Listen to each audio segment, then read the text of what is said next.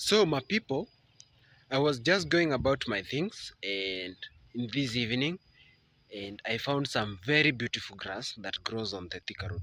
I heard it's called Guatemala. I'm not sure about that, but I heard it's called Guatemala. So the creative boy in me woke up after seeing the grass.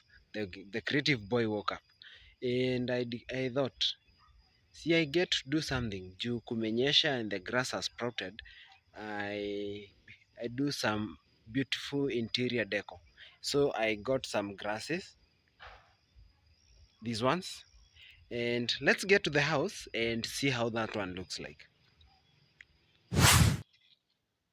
So guys, I'm finally at home and we huko nje out there it's pretty cold. It's pretty cold out there. But in here it's warm. It's very warm out here in here. But I think it's because I've had some tea too. I've had some tea. So in this vlog, you'll need uh, you'll need three things. Say three things. You'll need you'll need the grass, the Guatemala grass. All right. You will need a bottle. You need a bottle, a very a nice looking bottle, bottle one or bottle two. Depends. It depends on what's your favorite, what's your taste. And three, you will need spray paint. Hmm? You'll need some spray paint. So uh, get those three, and let's get into the creative world. Get those ones. It's you. I'm waiting for you to get those ones. Nyasi unachuna pale hivyo Thika Road. Mimi nilichuna hapo bypass, by the way. Nimechuna hapo bypass. Saa hii tu chupa nimeokota tu na hapo somewhere, but I'm going to work on it, and the idea is here.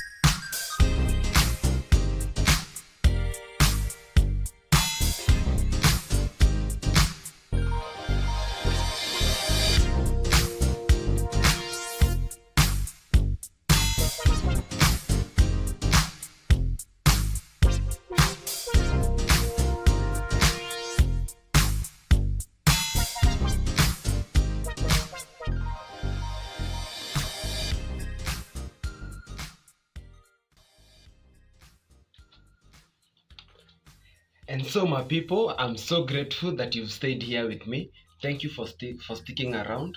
You are such an amazing person. Like you can see, that has been one amazing decorative, something that has increased the beauty of the house. All right. So until the next vlog, I wanna see you in the next vlog. Consider hitting the subscribe button. Give it a like if it has furahished you. Yeah, if it has made you happy, give it a like. And see you in the next one. Adios.